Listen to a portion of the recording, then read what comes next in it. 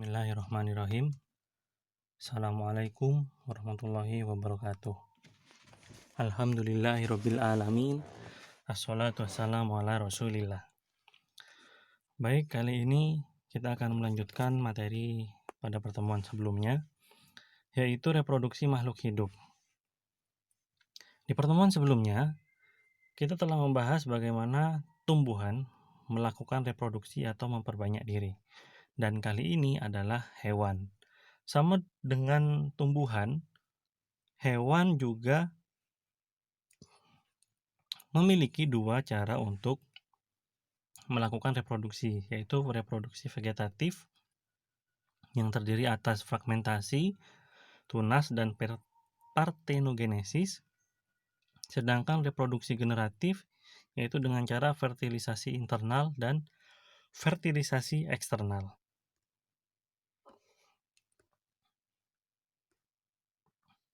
Baik, ini materi yang kemarin ya.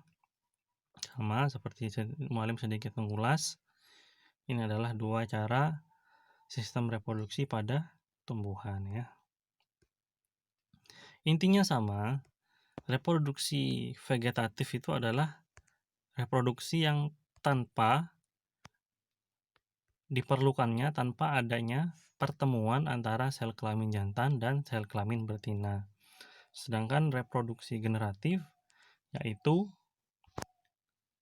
bertemunya antara sel kelamin jantan dan sel kelamin betina. Serta ada beberapa macam perkecambahan ya tadi. Terus beberapa faktor yang mempengaruhi pertumbuhan dan perkembangan tumbuhan. Nah, sekarang adalah reproduksi pada hewan. Reproduksi vegetatif pada hewan ada tiga, yaitu fragmentasi, yang kedua pembentukan tunas, dan yang ketiga adalah partenogenesis. Sedangkan reproduksi generatif pada hewan, alat reproduksi seksual hewan terdiri atas alat kelamin jantan dan betina. Alat kelamin jantan disebut testis yang menghasilkan sel kelamin jantan yaitu sperma. Jadi kalau alatnya itu ada dua ya, alat dan sel. Kalau alat disebut testis, sel adalah sperma. Sedangkan alat kelamin betina disebut ovarium yang menghasilkan sel telur atau ovum. Ini adalah pembentukan sel kelamin jantan dan betina. Proses pembentukan sel kelamin atau gamet disebut dengan gametogenesis.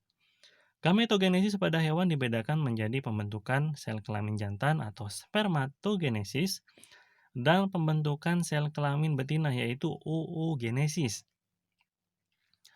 Gambar yang sebelah kiri adalah spermatogenesis, yaitu pembentukan sel kelamin jantan. Ya, mulai dari tahapannya ini, sampai jadi ini. Nah, selanjutnya adalah oogenesis, ya.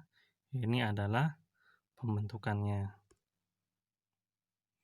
Pembuahan pada hewan. Ini adalah pembuahan pada hewan akuatik ya. Pembuahan merupakan proses peleburan antara inti sperma dan sel telur. Pembuahan pada hewan-hewan ini terjadi di luar tubuh induk betina sehingga disebut pembuahan eksternal.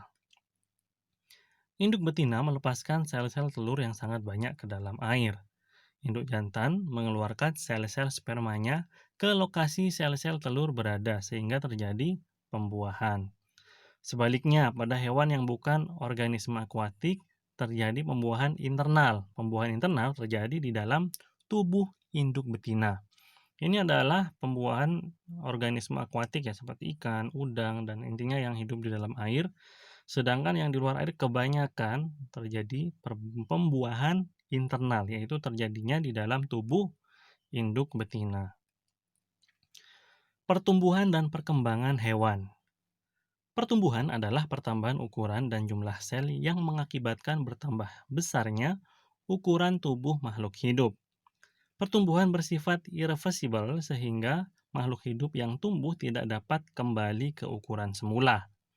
Perkembangan merupakan proses menuju kedewasaan yang ditandai dengan terspesialisasinya sel-sel menjadi struktur dan fungsi tertentu. Perkembangan menyebabkan terjadinya perubahan bentuk pada tubuh dan bersifat kualitatif. Pada siklus hidup hewan tertentu, terjadi perubahan bentuk tubuh dari embrio sampai dewasa yang disebut metamorfosis. Metamorfosis dapat dibagi menjadi dua macam, yaitu metamorfosis sempurna dan metamorfosis tidak sempurna. Contohnya adalah pada kata ya, mulai dari telur, berudu, berkaki, ya, memiliki ekor, hidup dalam air, hingga menjadi katak dewasa dan hidup di darat. Alhamdulillah. Selanjutnya ada kupu-kupu ya, mulai dari ulat, kepompong, hingga menjadi kupu-kupu yang bisa terbang di udara ya. Dan yang terakhir adalah pada belalang atau metamorfosis yang tidak sempurna. Ini masih belum bisa terbang ya, walaupun memiliki sayap. Kromosom dan pembelahan sel. Salah satu ciri penting dari reproduksi seksual adalah keturunan yang dihasilkan tidak identik secara genetik dengan induknya. Reproduksi seksual dapat meningkatkan variasi genetik dalam suatu spesies. Sifat-sifat yang diturunkan dari induk terdapat pada sebuah bagian sel yang bernama kromosom. Kromosom mengandung bahan genetik yang menentukan sifat-sifat yang dapat diturunkan dari suatu generasi ke generasi berikutnya. Ini adalah jumlah kromosom pada beberapa organisme ya, mulai dari manusia hingga yang lain-lain.